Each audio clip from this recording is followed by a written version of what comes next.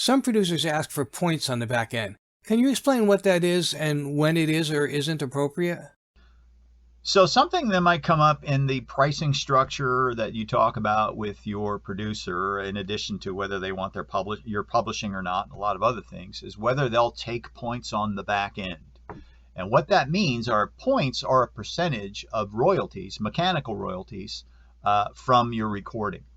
And it's a practice that's been around for a really, really long time, and how a lot of very, very good, very, very famous musicians made their careers. In fact, a lot of times they would do the entire album project on spec, which means for free, basically, but they had a legal agreement that says, based on the number of units sold of this album, and this is back when it was, physical albums, CDs, and what have you, they would get so many points, percentage points of every sale. And it, was in the order of 1%. Well, if you have a 6 million selling record, that's a lot of pennies at 1%, and it really adds up. There's one very dear producer friend of mine who had various, types of arrangements with people. He was getting very successful, producing some really, really big records. They were happy to pay him points on the back end. And one of the albums he did, he got a $10 million advance on his back end royalties. So they knew they knew they had a good thing going, and they would have no trouble making that 10 million and quite a lot more on the back end. But you as an individual are not dealing with a record label typically in the indie market and what have you. And that's for you to decide. I've never taken points on any project I do. I like the whole notion of a work for hire that extends beyond just the musicians and people working on the session, but to the whole project. I would rather charge a little bit more and get paid up front for the work I do, and then relinquish you from the need to keep records and go to Harry Fox or whoever it is to get the reports and then pay me however many times again and again and again.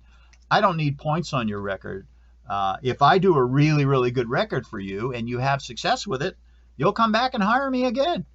That's worth way more than points to me. So points are a much, much less common thing today than they used to be, especially in the indie world. But if that's something that you and your producer are both comfortable with, and like you don't have the funds to hire them up front for an outright price without points, you might negotiate something like that that works great for both of you. There's nothing illegal or bad or wrong about it. It's just not as common as it used to be. What should an artist expect to receive at the end of the project? So I've unfortunately heard some very sad horror stories of people who have gone into a quite reputable studio with a reputable producer, engineer, and everybody, on the project, and they've done a recording and they've gone away with the mixes from the recording, or maybe the masters, depending on how much, steps in the production process were done. And then after the fact, they decide they want to do something different with the music. Anything from as simple as a different version of the lyrics on one of the songs, or maybe let's have an instrumental bed version because I'd now like to use this song for film and TV pitches as a background cue and not have singing in there because it gets in the way of the dialogue. Very different animal, or whatever the purpose may be. And they come back to the producer or the studio. The worst thing that happens is they say, "Oh, we don't have any of that stuff. We erased the hard drive and put somebody else's stuff on it as soon as you paid us and got your, the results that we agreed on. The project was done and we erased everything." That happens. Shouldn't happen. I've never, ever thrown away a single file of any project I've done in almost 40 years, and I've got dozens of multi-terabyte hard drives to prove it, plus backups online. But the other obstacle that you run into is that they say, "Oh yeah, we can redo that, but you're going to have to pay us again," and they name some exorbitant price to do something simple. I have situations. Well, first of all, let me back up. When you go into a studio and you make a recording, you own that recording. That's what you're paying for. That's the master, right? So when your songs are, all the tracks are done, all the vocals are on there, all the overdubs are finished, the mixes get done, the master gets done, the songs get released, you own that intellectual content that's been recorded, that's been captured. You don't own the project files that the digital audio workstation software used, or the plug-in reverb that the producer or engineer chose to use on your vocal or what have you, but you do own the raw material. So if you want to have all of the audio tracks that went into your project, you have a right to those. It may cost you a small fee simply for the time it takes for them to export each track as a stem, or as a track, either a stereo stem or a mono track, and assemble them in some form and upload them to the internet or put them on a drive or whatever. A small fee for that is very reasonable. But you own the core content of your production.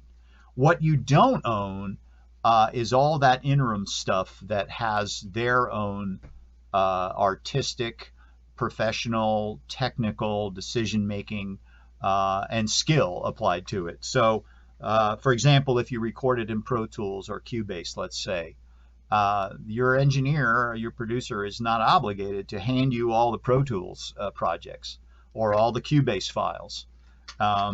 First of all, it's almost a non-existent possibility that if you opened up those files, that all of the plugins and other things that were used in the project would even be there on your hard drive.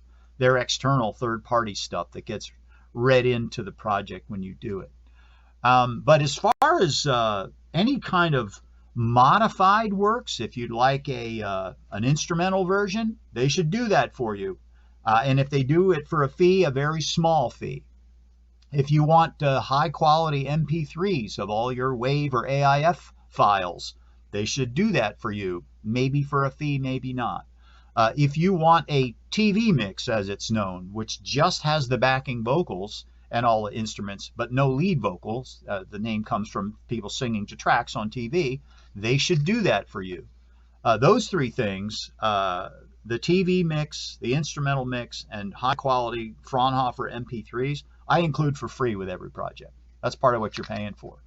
But you have a right to have any number of future reworks done on your music that you've paid for because you own that music. So here's the key to making sure all of that works. Before you leave the studio and before you do the final payment over the internet or hand them the check or whatever, make sure that they have given you your entire project on some kind of a drive. And most projects, the entire thing will fit on a thumb drive nowadays. So you leave the building, or if it's a remote thing, you've got the files that have been uploaded and downloaded from the internet before you pay the final bill, because they are not obligated to store your stuff in perpetuity, and they do reuse drives and they do try to cut their costs. But there's nothing wrong with you coming back in 6 months or 2 years or whatever the case may be and say, hey, I want to redo songs 1, 2, and 3 using XYZ, and just send them the files again. And that I will send my project files to my clients when I do that. They can't really do anything with it because it's got all my stuff attached to it. But at least if I need them back, and heaven forbid, all my multiple backups have gone up in smoke, they've got a copy of it. And any producer or engineer or studio worth their salt should have no problem doing any of that stuff. So the bottom line is you need to know what you need, what you want, what you expect before you get involved with the producer at all. That way there are no misunderstandings or challenges. You're absolutely right. All the stuff we're talking about right now is exactly why I have a letter of agreement with my clients. That says, here's what you're expected of, here's what's expected of you, and here's what's expected of me. Because it's actually an educational thing. It's in my interest to say to the client, I expect you to have all of your songs in a work version, if that's what we decide ahead of time, so we don't have to figure the song out on the fly in the studio and kind of write it in the middle of the session. I expect you to pay this segment of the project at this point in its life cycle.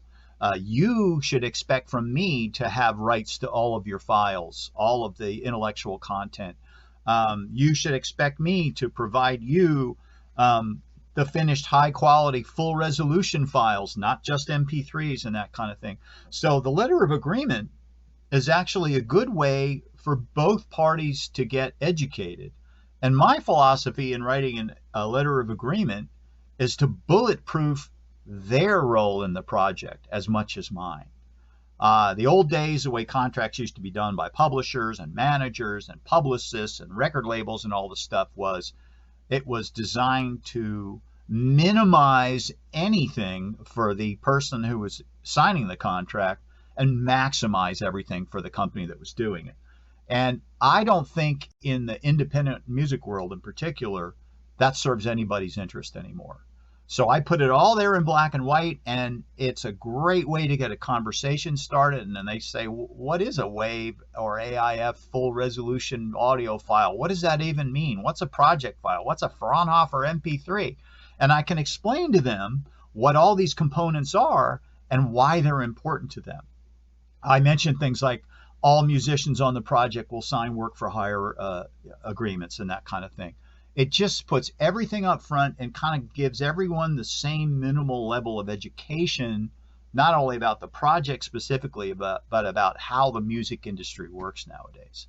And I can name on one hand out of at least 700 or 800 clients I've had over the years, I've ever had a problem with anything like that. And that stuff was earlier on in the years when I didn't have as much stuff in the letter of agreement and what have you. So it's a way to make everything rock solid for everybody and just avoid tons of mistakes, potential mistakes anyway, and allow you to focus entirely on the music, which is ultimately what it's all about. That concludes our video titled Before You Hire Your First or Next Producer. We want to thank Fett for sharing his invaluable experience and expertise with us.